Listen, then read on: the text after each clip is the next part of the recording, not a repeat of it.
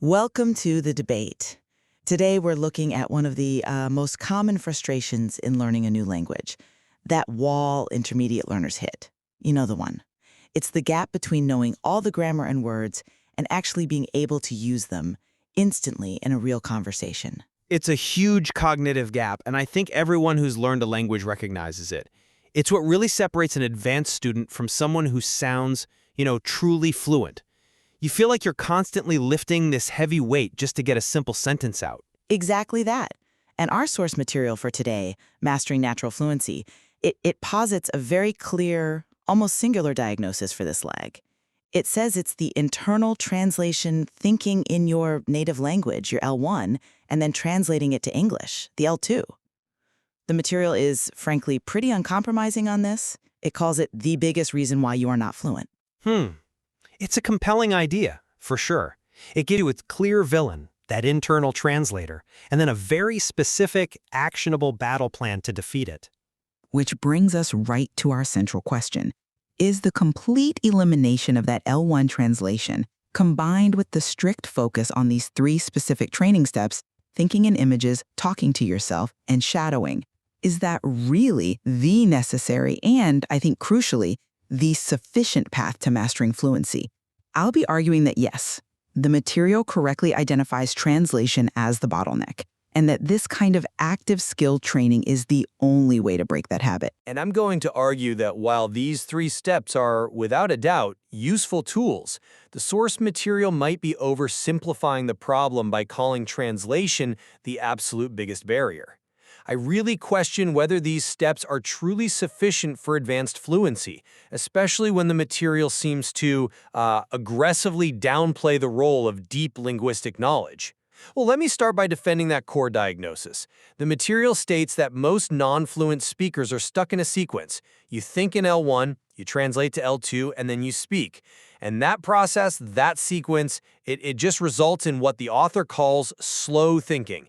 And as they say, slow thinking means no fluency. It's not a personal failing, it's a structural flaw in your cognitive pipeline. Right, fluent speakers just skip that middle step. Precisely. They access the meaning directly in L2. And this is where I think the material just nails it. You cannot think in English if you only study English. It really gets to the core thesis that thinking in English is a skill, not knowledge. Knowledge is, it's static. Skill is dynamic. It's speed. And that's why just studying more isn't enough. The problem isn't what you know, it's how fast you can use it. So for clarity, can you just quickly lay out what those three training steps are? Sure. So step one is think in images. This one's critical because it forces your brain to cut out the L1 word entirely. You connect the English word coffee directly to the image of, a steaming cup, not to the word for it in your own language. Step two is talk to yourself, just a constant internal monologue in English to build that habit. And step three is shadowing, where you listen to a native speaker and speak along with them, which, as the source says, trains your brain and your mouth together. These aren't just academic exercises, they're daily practice. And that emphasis on action is compelling. I mean, the material ends with fluency comes from action. And that's a powerful message for anyone who feels stuck. It is. It demands you do something now instead of waiting to be perfect, which is what translation-dependent learners are always doing. They're trying to get the thought perfect in L1 before they even try to speak. And by then, the moment is gone. I see it a bit differently, though, especially regarding sufficiency. I'll grant you that the methods are useful, but I still have some pretty significant reservations about the claim that L1 translation is definitively the biggest reason for a lack of fluency. For an intermediate learner, I think that's a massive oversimplification. But why?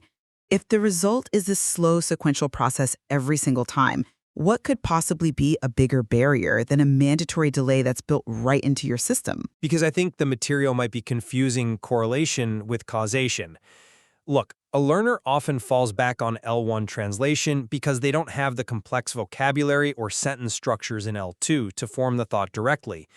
That lag you're describing, it might not be the cause of the problem, but a symptom of a weak L2 knowledge base. If you can't find the words in English, you have to go back to L1 to figure out what you want to say. Okay, but that argument just reinforces the point of the material. If your L2 knowledge is weak, you need more knowledge, yes, but you also need the skill to use it. The source is talking to the student who has already studied for years. They know the grammar, they have the vocabulary, but they can't use it spontaneously. The lag created by L1 intermediation is the primary flaw. If you eliminate that delay, you force your brain to operate in L2, which in turn actually accelerates how you integrate new knowledge. I agree. Eliminating the lag is crucial for speed. But is it the biggest barrier on the path to true mastery? I'm not so sure. For someone trying to have a complex, advanced conversation, a lack of idioms, nuanced phrasal verbs, or a deep feel for context might be just as big, if not bigger, hurdles. This intense focus on eliminating L1 might actually be taking away a necessary cognitive scaffold too early. A scaffold that slows the entire building process down, though. But think about highly abstract concepts. If you strip away that L1 scaffold too soon, you might actually limit the learner's ability to talk about anything sophisticated.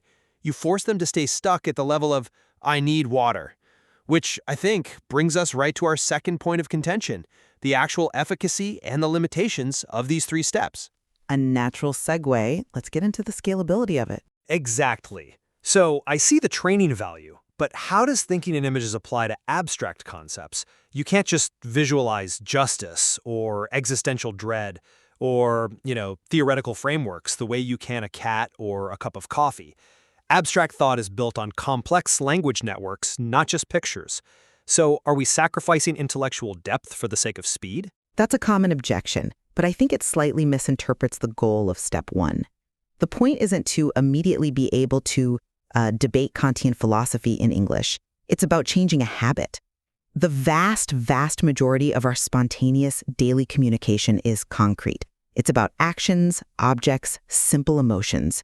If you can build the habit of direct L2 association for 90% of your daily thoughts, you have effectively broken the back of the L1 translation habit. But the material promises mastering natural fluency. If the daily practice in step 2, talk to yourself, is mostly just simple English, doesn't that practice itself put a ceiling on the fluency you can achieve? If I only practice saying simple things quickly, all I'm mastering is speed and simplicity. I might get really fast at saying I'm hungry, but I won't develop the skill to build a complex rhetorical argument in real time. That's a sophisticated challenge, but it misunderstands how skill transfer works. Think of it like a musician. A pianist learning scales isn't learning to play a concerto. They're building the foundational speed and muscle memory that makes playing the concerto possible later on. The simplicity of these steps is their strength. It's the core mechanic for training the brain's muscle memory for language. You're building automaticity, so that when you do learn a complex structure, you can deploy it instantly. I accept the muscle memory analogy, but the complexity of language is, it's far beyond the finite movements of a piano scale. It requires constant conceptual integration. And when we're talking about abstract thought, L1 is often more than just a quick translator. It's the underlying architecture for how we understand those ideas in the first place. Forcing someone to bypass that seems intellectually risky. But a truly fluent speaker who might, for a second, dip back into L1 to clarify some subtle point, does it consciously. It's a choice. The intermediate learner we're talking about uses L1 unconsciously and for everything, and that's the difference that kills their speed. This training is about breaking that universal dependence. Once L2 is your default, then you can choose to use L1 as a tool, not a crutch. Okay, but that assumes the ability to manage your L1 becomes a choice. I would argue the material encourages an unnecessary prohibition. I'd call it a necessary pedagogical prohibition for that intermediate stage. You have to break the bad habit completely before you can reintroduce it in a controlled way. You build the foundation of speed first. If you wait until you've acquired all this complex vocabulary, the translation habit just becomes more and more entrenched. And that brings us to the third point, this sharp dichotomy the material draws between skill and knowledge. It almost seems to dismiss intellectual study as being counterproductive to fluency. I think it accurately separates them for the purpose of fluency training. The methods, the shadowing, the repetition, these are the things that turn your static knowledge of grammar into an automatic, fluent skill. And that automatic deployment is what gives you speed. It's the only way to get off that intermediate plateau where you know the language, but you can't actually use it. I agree that instantaneous deployment is the goal, but I challenge the very idea that you can separate them so cleanly. To master fluency, you have to be constantly integrating new, complex knowledge. The two are completely intertwined. The complexity of your knowledge directly dictates the complexity of the skill you can demonstrate. But the source is addressing a failure of application. If I know the conditional tense perfectly, but it takes me 4 seconds to use it because I first have to translate the concept from my L1, then my failure is one of skill, not of knowledge. The training is designed to fix the application failure. But for true mastery, I need to learn the subjunctive, or formal inversions. That is pure knowledge acquisition. And if all my time is spent on this rudimentary training, practicing simple sentences about coffee, I'm taking time away from acquiring the complex knowledge that actually defines mastery.